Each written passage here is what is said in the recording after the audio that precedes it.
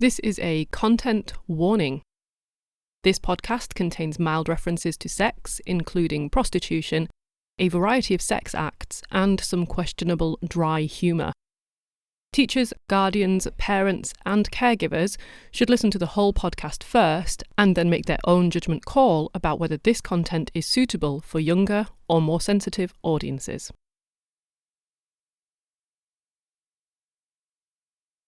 Case S01E03, Belle de Jour. It's October 2003. We're in London, England.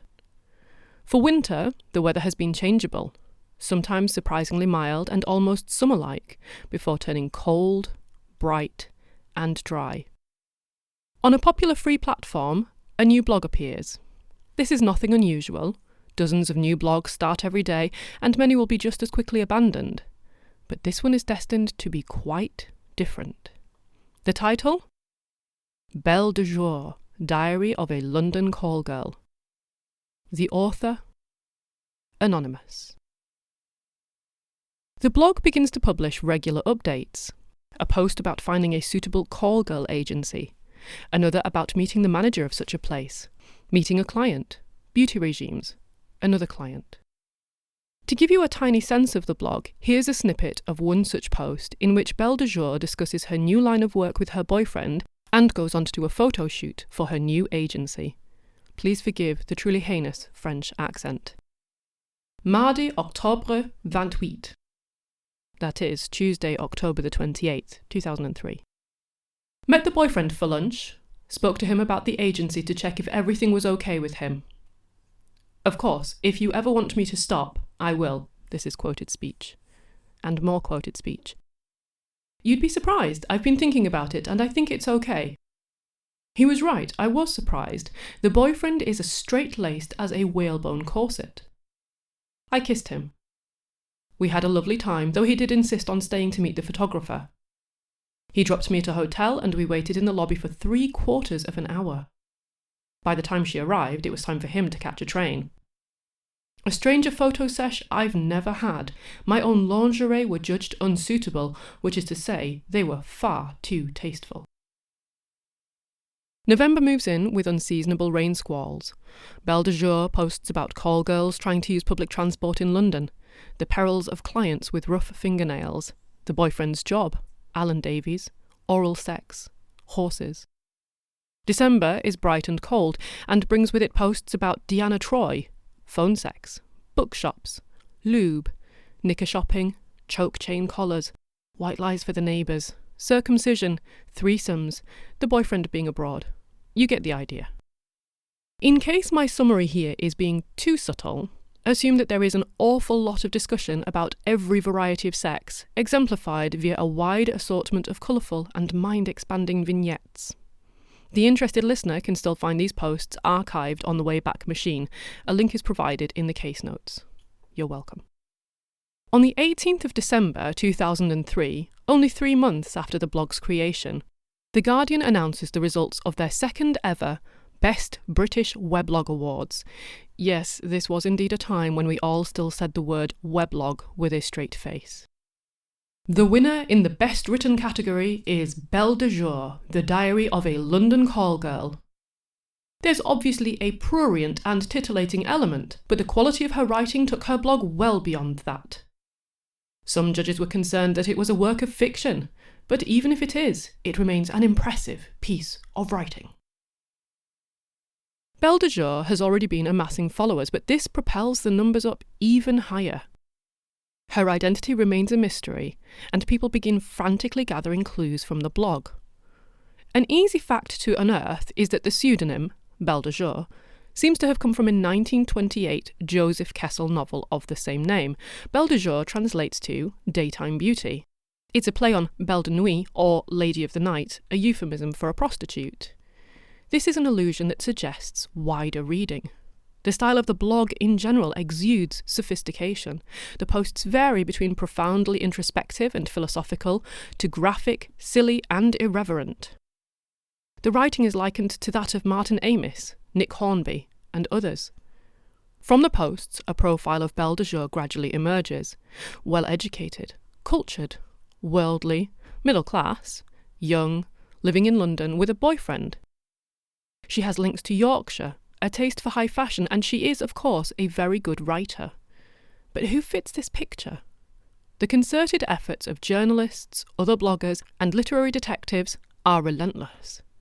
We will later find out that very few people indeed ever knew Belle de Jour's real identity, initially only two, her agent and her accountant.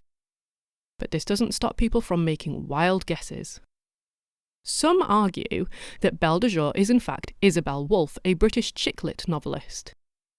One of her books, The Trials of Tiffany Trott, is about a British working girl. Her response to the suggestion that she is Belle de Jour? It's hilarious that people think it's me, but it's not. Others suggest Rowan Pelling, the editor of the Erotic Review magazine, for somewhat obvious reasons. Her response to being outed as Belle de Jour is said to be, "It's true, I have never been seen in the same place at the same time as Belle. But it's not me."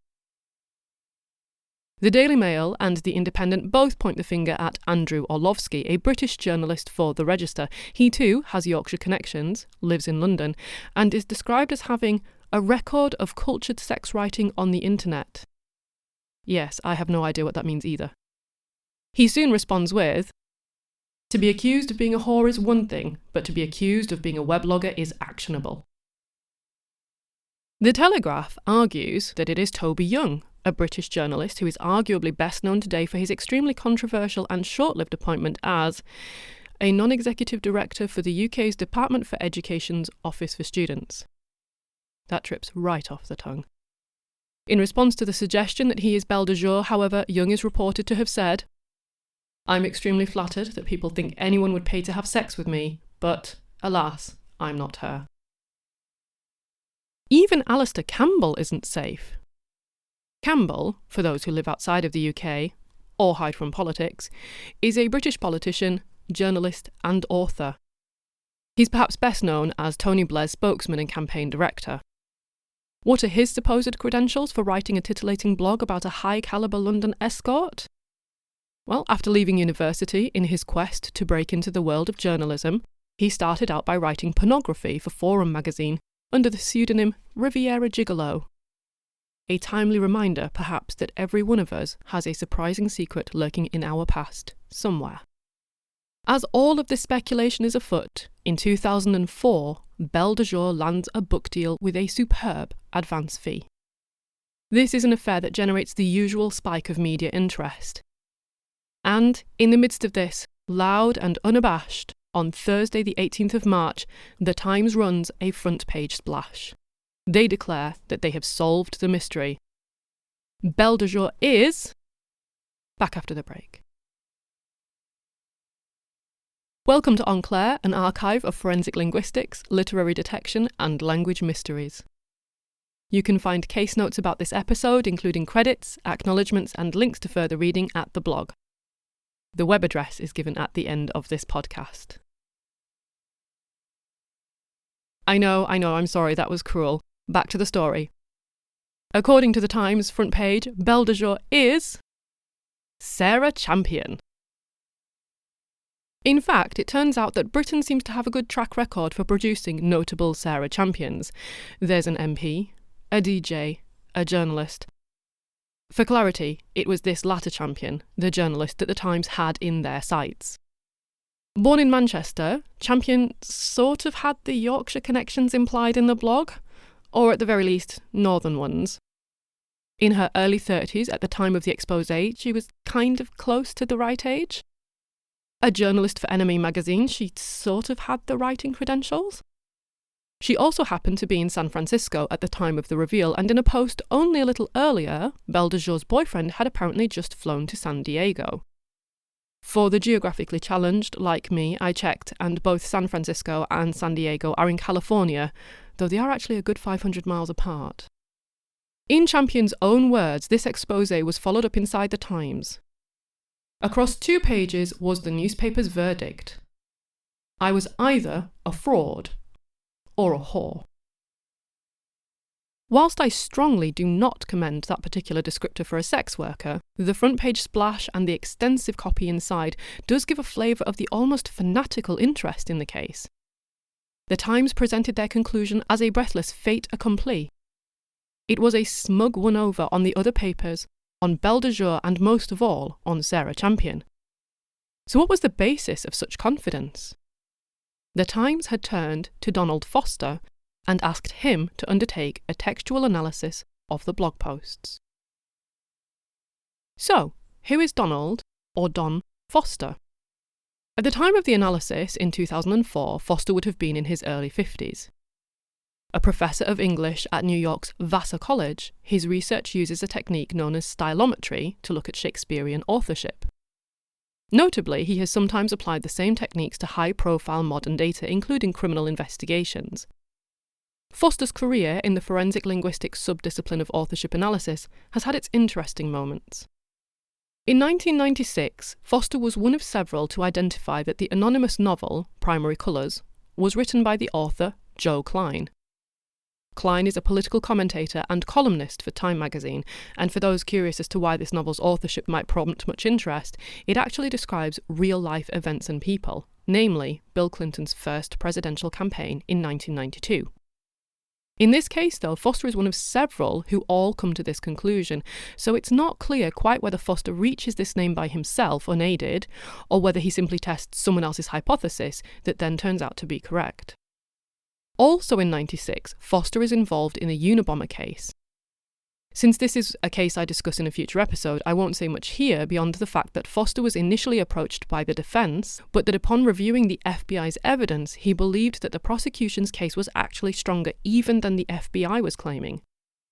In this case, one of the techniques used to identify the Unabomber is unusual phrases and idioms across several documents. I want you to hang on to this detail because this is going to come up again later on. In 97, Foster is then part of the JonBenet Ramsey murder case, in which a ransom note is a significant part of the evidence, but as I also discuss in a future episode, Foster is said to have seriously compromised his position as an expert witness in the case. He's finally dismissed by the district attorney, and this renders his expert report on the ransom note useless. 4 years later, Foster advises the FBI on the case of the 2001 anthrax attacks. This is yet another case I cover in a future episode, so I'll only briefly cover it here. He writes a piece for Vanity Fair in which he makes links between a government scientist, Dr. Stephen Hatfill, and the attacks. Unfortunately, the culprit is someone else, and Dr. Hatfill pursues substantial legal action. In the end, Vanity Fair's owners, Condé Nast, settle out of court with Dr. Hatfill for an undisclosed sum. So much for Donald Foster and his past notable casework. Let's return now to 2004 and his analysis of Belle de Jour. As I mentioned, Foster uses an approach called stylometry. These days, this is usually carried out computationally, but it's actually a pretty old discipline. It dates back to the late 1800s. Its original growth was driven by the desire to know who had authored various literary texts, often English Renaissance drama, such as works by Christopher Marlowe and Ben Jonson and so on. It was also applied quite enthusiastically, if not always very sensibly, in philosophical and theological circles, as people tried to establish which historical thinker had written which text, or who had penned which books in the Bible. As I've mentioned, Foster's particular approach was to investigate Shakespeare, and to do this he would look at the frequencies of certain features in text, such as punctuation, word choices, and so forth. So what did Foster analyse in the Belle de Jour posts? Well, as with so many of these episodes, I've had to stitch the story together from a multitude of sources. It's really hard to track down the original analysis now. But even so, what I've been able to find is still interesting. Foster appears to have considered internal biographical data, that is, Champion's age, location, Yorkshire connections, the fact that she was at that moment in California, and so on. The problem here is that taking these into account involves assuming that they are even true. What if Belle de Jour is a complete fabrication and some or all of these details are red herrings? Moving on then, Foster also looks at the language. The linguistic features enumerated in the various reports are Belle de Jour's use of brackets, dashes, compound verbs, and italics. Unfortunately, aside from pseudo-statistical phrases like more than or often, we only have summary information about them, that they're interesting, that they seem to match Champion's usages. I have more to say about this in a while, but the crucial point for now is that we don't get any clear, fine-grained results in the form of percentages, normalised statistics, and so on. Now, remember from the Unabomber case where unusual idioms and phrases were part of the evidence that helped track the Unabomber down? Well, Foster seems to apply that method here too. He notes that Belle de Jour has typed the word cringeworthy with a dash, that is, cringe-worthy. He also cites Belle de Jour's use of the phrase suffice to say as noteworthy. Foster then does a Google search for both of these at once and finds less than 200 pages in total containing the two items. Now, the choices of these two items is a little puzzling. Remember, Belle de Jour is writing a blog, so potential authors are not restricted by issues of physical proximity. Belle de Jour could be any English-speaking, literate, well-educated online adult in the world. That is a big pool of potential authors, and at that population level, suffice to say, is not really unusual. Equally, cringe-worthy is also not a terribly unusual way of writing that word. It's not even an error. It's interesting, but sticking a hyphen in it is pretty common. I did a forced match Google search for that word, and at this moment it produces 2.2 million web pages featuring this exact hyphenated variant, and that's not just rambling, incoherent tweets and linguistically erratic blog posts. This includes mainstream media headlines and news articles that will presumably have a house style guide for words just like this. So, just like suffice to say then, cringe-worthy is too common to be anything more than an extremely weak feature. Of course, combined, their predictive power increases, but, as I've said, the pool of potential authors is still so big at this point that at best, the two are only going to be very weakly indicative. This isn't the only issue though. Even if Belle de Jour, when writing under her real name, consistently writes cringe-worthy, and even if she writes it a lot, she might still never happen to use both cringe-worthy and suffice to say on the same page at the same time.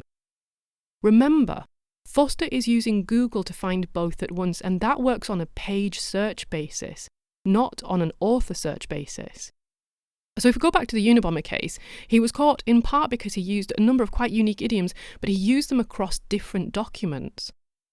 Even if those documents had all been online and Google had access to them and you could search them, by doing a forced match like this, unless they both occur on the same page at the same time, or in some cases in the same PDF or in the same book, then you're not going to get a match. And if the real Belle de Jour never happens to use both together on the same page under her real name, then she'll be excluded from the search results. So it's different to what happened in the Unabomber case, because the way that was pushed, they were working on an author basis. Purely for the fun of it, just to really illustrate how this approach is a bit problematic, I did the same search as Foster, and right now, Sadaf Arsan of the Saskatoon Star Phoenix is also Belle de Jour, based on an article about Megyn Kelly, strangely. So too is Richard Carr, if we are to believe his book One Nation Britain. As is the comedian Miranda Hart on the basis of her book Peggy and Me, more incriminating still. Hart is also in the right age range. She is thoroughly well-educated, widely read, preposterously upper middle class. She writes splendidly. She has lived, gone to school and worked in and around London for most of her life. In fact, the only thing I can't find is a solid Yorkshire connection. I would therefore like to petition Miranda Hart to take the blog back up in her own unique style. More seriously though, at the risk of over-explaining this, to go about such a search properly, you would need to consider anyone who wrote both items, but who may have done so across different online pages. So the only way I could realistically think that you would do this is you would do a search for cringe-worthy, make a list of every viable candidate, then you would do another search for suffice to say, make another list of every viable candidate, and then only pull out the names that appear on both lists. As you can imagine though, A, that's a monumental task that would take hours, days, possibly even weeks. And B, the shortlist of potential Belle de Jours drawn from that would have multiplied exponentially. And as a result, the conclusion would have been far less dramatically confident. Whatever the rationale or thought process of the 200 pages in the Google results that Foster finds, one hit is for an Amazon review of the book Playing the Moldovans at Tennis by Tony Hawks.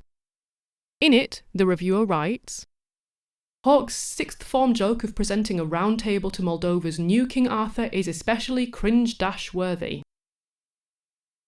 A few sentences later, the review concludes with, "Suffice to say that yes, at the end of the book, someone does end up naked and singing outside a South London Woolworths."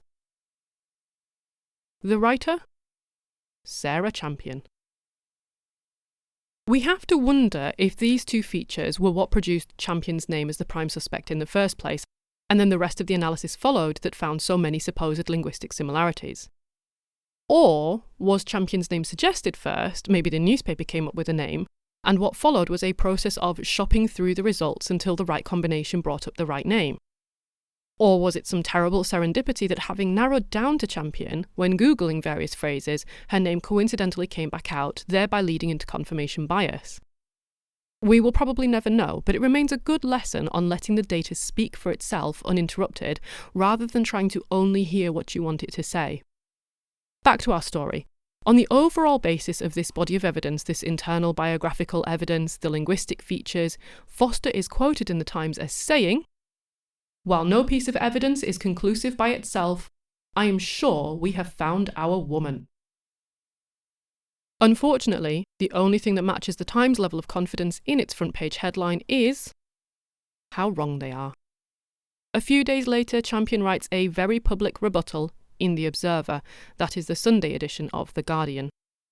"I want to make it clear that not only have I never been a call girl, which will especially please my mother, who has had journalists calling on her Manchester home, but I am not the author of the Belle de Jour net diary. I have not lived in London since 1999 and, far from a predilection for manicures, Gucci, and French affectations, many will testify to my dedication to trainers, pints, and northern slang. Meanwhile, I'm not big on obsessive daily confessionals, having rarely, as a journalist, ever written a piece in the first person. Until now." Then, in an intriguing twist, Foster too pens a response. A week later, in a letter to The Guardian, that is the weekday edition of The Observer, he writes, "I deny concluding for the Times that Sarah Champion is Belle de Jour. I was able very quickly to come up with what the FBI calls a person of interest. My brief role in the Times investigation was abruptly halted when the reporter, Mr. Coates, called me to say that the search was over. On Saturday, following Ms. Champion's entirely credible denial, as she wrote in The Observer last week, the Times reported that Don Foster, the literary sleuth who identified Joe Klein as the author of Primary Colours, took only 20 minutes to establish to his own satisfaction that Belle de Jour is really Sarah Champion, a 33-year-old author from Manchester. Never have I said, either on or off the record, that Belle's identity has been established by anything I ever said or contributed. I made perfectly clear in a series of telephone conversations and email exchanges with the Times, of which I have a complete record, that Champion is a person of interest. Contrary to what the Times has reported, I do not believe that the search for Belle is over. Donald Foster, Poughkeepsie, New York, United States." Overall, as Foster's letter suggests, this analysis took us no closer to finding out the identity of Belle de Jour than any of the other guesses. What, then, was the problem? More broadly, why was everyone failing? Why couldn't the collective minds of some of the best wordsmiths and literary detectives find this person?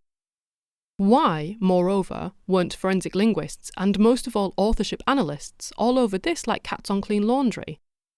Surely their collective expertise could make some headway. Well, there is a very clear issue with this case, one that likely wouldn't daunt the journalists and the bloggers on the hunt because they wouldn't know of it. This is known as the open set problem. We have to get a bit technical for a moment, but bear with me. Authorship analysis works on a number of interconnected principles, and I'm going to go through 5 of them quite briefly. Number 1. You need a closed set of possible authors who could have written your question text. The shorter, the better. Typically, a sensible shortlist is gathered by, say, the police, and a suspect's place on the list will generally be supported by other evidence. They will have been there on the night in question, metaphorically speaking. Number 2. For each of your suspects, you need to be able to gather enough data that is as similar to the question text as possible. Number 3. For each of your suspects, that data needs to demonstrate appreciably distinct idiolects. That is, the suspects need to not only have linguistic habits and styles that set them apart from each other, evidence of that needs to occur in their texts. Number 4. These idiolectal markers, these distinct habits and styles, need to occur consistently within your suspect's data. A one-off feature is very dubious territory, to say the least. And, number 5, each of your suspect's datasets needs to have enough similarities or differences to the question text, in this case the Belle de Jour blog, to either rule their texts in or out as possible matches. So how does the approach published in the Times match up? Well, let's go back through the lists relatively quickly. Number 1, this closed set supported by other evidence. It's difficult to be sure if Foster was given Champion's name, or if he discovered it for himself, or some combination of these two. Even if this was a closed set of 1, though, which is positive, what was the prior evidence for suspecting Champion in the first place? Why is Sarah Champion even on this list? Number 2, suitable data for each suspect in the closed set. We don't know how much data Foster analysed beyond Champion's Amazon review. I assume it will have included Champion's journalism, but I'm going to come back to this shortly. Number 3, distinctive idiolectal features in the suspect's data. As I've said, a blog is an online venture, and that means pretty much anyone, anywhere, could be writing it. We don't have this physical proximity constraint that we would have with, say, a handwritten blackmail note. The list of potential authors is pretty huge. We don't even know how big it is, we just know it's big. Foster's chosen features, the commas, brackets, italics, cringe-worthy, suffice to say, and so on, even as a combination of factors, are not likely to be distinct at that population level. So the biographical data in the blog helps, but only if it's actually true and not a fiction. Even if we somehow knew it to be true, though, it is still so broad as to capture plenty of potential candidates. Number 4, consistent idiolectal features in the suspect's data. If Foster looked at Champion's journalism, this is quite problematic. Articles for the press can be, and often are, heavily edited and interfered with by several third parties. They get redrafted, the editors take bits out, people put bits in, and so on. There's also often a house style that is enforced, and this can change individual stylistic choices. This would substantially muddy the water for pretty much all of the linguistic features that Foster considered. And number 5, close similarities with or differences to the Belle de Jour blog. We don't really get any information on just how similar or different the datasets were to each other. We merely get the suggestion that the chosen features were alike or that their similarities were notable. We're basically lacking all the details that we would like in a thorough forensic linguistic analysis. There are other problems too. The exceptionally sharp listener will have noticed that in discussing the whole analytical process, I haven't said anything about identifying an author. At the fullest extent, a sensible forensic linguist will usually only assess the similarity between the texts or the differences. This is because, even if two texts are alike, this doesn't guarantee that the same person wrote them. After all, people can and do successfully spoof other authors. We get fan fiction that's written in the style of other authors, and some of it is extremely good and very convincing. Saying something like, "We've got our woman," makes the leap from identifying similarities between two texts to assuming that they were written by the same person, which, as this case so clearly highlights, is risky to say the least. Sarah Champion does some of these things, Belle de Jour does some of these things. Sarah Champion did not write Belle de Jour. At this point, having really combed over Foster's work, I want to throw it an enormous lifeline. I've also had my work reported in the media, and journalists have sometimes mangled it horribly. Newspapers do not care for the tedium of technical details. They are never going to print dull, extended methodologies, long tables of results, complicated discussions of confounding variables or limitations or ethical problems. They don't like shades of grey, and they really don't like phrases like, "it's complicated." Newspapers want big, loud, dramatic conclusions and juicy, speculative discussions. It's entirely possible that lots of further analytical work happened behind the scenes, and the newspaper has no interest in publishing all of this. Now, on the one hand, we could look at this as overall bad reporting, where the analysis and the conclusions have been accidentally misrepresented. On the other hand, it's also possible that all of this was not so accidental. Foster may have been a very convenient name upon which to hang all the risk of a wild guess dreamed up by a journalist. This would allow the Times to claim success if they were correct, and it would give them a very convenient scapegoat if they were wrong.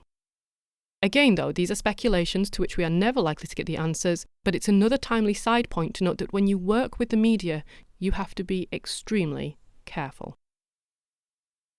Let's return now to Belle de Jour. The Times piece seems to instill a little more caution in the media, but as Belle de Jour's star continues in the ascendant, the attempts at finding her continue. After signing her book deal in January of 2005 under her pseudonym, Belle de Jour releases The Intimate Adventures of a London Call Girl. It is a bestseller in both the hardback and paperback lists.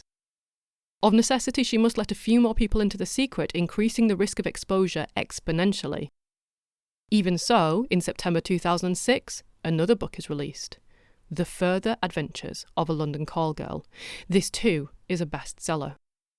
Then, another success. In September 2007, ITV2 airs the TV series Secret Diary of a Call Girl, an adaptation of her books. Even now, somehow, Belle de Jour still remains anonymous, and yet another 2 years slip quietly by. But then, after 6 long years of anonymity, in 2009, there are the first faint howls of wolves picking up a scent. Remember the mention of a boyfriend? Whatever else may be true or fictitious in the blog, he, at least, is real, and at some stage, he and Belle de Jour split up. Suddenly, there is a person on the loose who knows her real identity and who has, arguably, few reasons to keep it secret. Could he be tempted to sell all he knows to a tabloid? Suddenly, the wolves are at the door. A week after the real Belle de Jour moves out of an office, tabloid reporters are caught trying to break into it, and they are escorted from the building.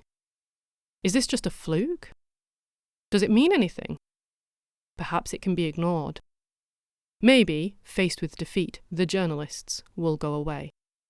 But all at once, the wolves are inside. Belle de Jour receives an email. It is someone who has worked out her identity, and he's right. Is it suddenly all over? The message comes from a fellow British blogger, Darren Shrubsole, but he isn't here to expose her. He claims that he worked out her identity 6 years ago, all the way back in 2003, and then, honouring her decision to stay anonymous, he too kept it a secret. However, as a line of defence all that time ago, he laid a small digital tripwire. He put both Belle de Jour and her real name on a page on his own blog, Link Machine Go. It's the only page online with both names together, so that when anyone Googles both Belle de Jour and her real name, his page is the only hit, a phenomenon known as a Google whack for those who like amusing tech words. If they visit his page, he is able to log their IP address. It's a clever way of keeping track of anyone else who may have made the connection. And in March 2009, that tripwire is triggered. The origins of the IP addresses? Associated Newspapers. These are the owners of the Daily Mail. For non-UK audiences, the Daily Mail is arguably the UK's biggest tabloid, and it is not above publishing scathing, vitriolic screeds. A high-class sex worker would be a perfect candidate for a hate piece. In short, this is not the sort of paper one wants to be exposed in, since the angle and the tone of the piece are not likely to be all that friendly. Whatever the case, it seems journalists from Associated Newspapers are onto her, possibly even the same ones that tried to break into her office only days before. A potential leak from a past boyfriend. A break-in by journalists. A warning email from a stranger. The UK's biggest tabloid Googling her real name alongside Belle de Jour. It would seem that the game is up. If so, there is very little time to act. One way or another, it looks like there is going to be an ugly tabloid exposé. The question now is, who will get there first? Belle de Jour takes control of events. She calls the Times, yep, the very same paper responsible for the Sarah Champion investigation, and she tells them that she wants to reveal her identity, but on her own terms. Understandably already burned by the Foster affair, the Times is cautious, does a series of checks on her claims, and sends out a journalist, India Knight, who meets her at a hotel. After a long interview and a cryptic message posted to the Belle de Jour blog to further prove the matter, the paper is satisfied. At 1 minute past midnight on the 15th of November 2009, they publish an extended reveal in the Sunday Times. So, who is Belle de Jour? She is Dr. Brooke Magnanti, a scientist working in the field of child health. Born and raised in Florida, after university, Dr. Magnanti moved to Britain to study a master's in genetic epidemiology, followed by a PhD in forensic science. After submitting her thesis, while awaiting the viva, to support herself, Magnanti says that she turned to working as a £300 an hour call girl and to blogging about it. In the 14 months that she did this work, she is supposed to have made over £100,000. But the story doesn't even end here. Remember the ex-boyfriend? He turns out to be Owen Morris, a flight lieutenant at RAF Lossiemouth based in Moray in northeast Scotland. After the big reveal, in a series of articles in the Times, Magnanti claims that he threatened and harassed her and her new partner. In response, Morris files a claim with the Scottish courts, suing Magnanti for defamation. He also claims that the blog is all a work of fiction based on their sex life together. After some acrimonious contention, the Times pays him an undisclosed sum in damages. But it still doesn't even finish here. Magnanti takes exception to Morris's assertion that the blog is a work of fiction. In response, she files a defamation countersuit on the basis that this claim damages her reputation, that it harms her integrity by presenting her as a liar, and that it casts doubt on her expertise in the sex work industry, a field in which she is now widely considered to be an expert. At some point in the legal proceedings, Magnanti hires forensic linguist Dr. John Olson, a lecturer in law and criminology at Bangor University. His job is to compare emails known to be by Morris against a diary to determine whether Owens had written that too. According to Magnanti, "I knew he had, of course, not to mention his own handwriting was on the label of the disc that read Owens' diary. But like a fool, he denied it. We slam-dunked him." In what feels like a particularly fitting end to this case, I have spent quite some time searching for the outcome of this final lawsuit, but it has proven impossible for me to find.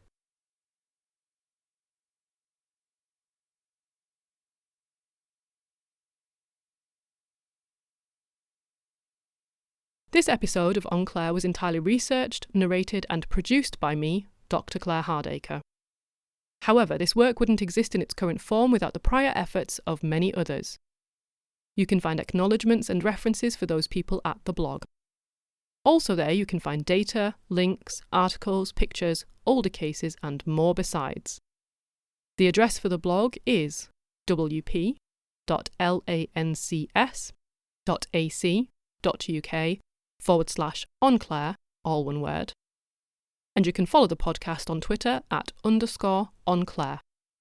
Or, if you like, you can follow me on Twitter at Dr. Claire H.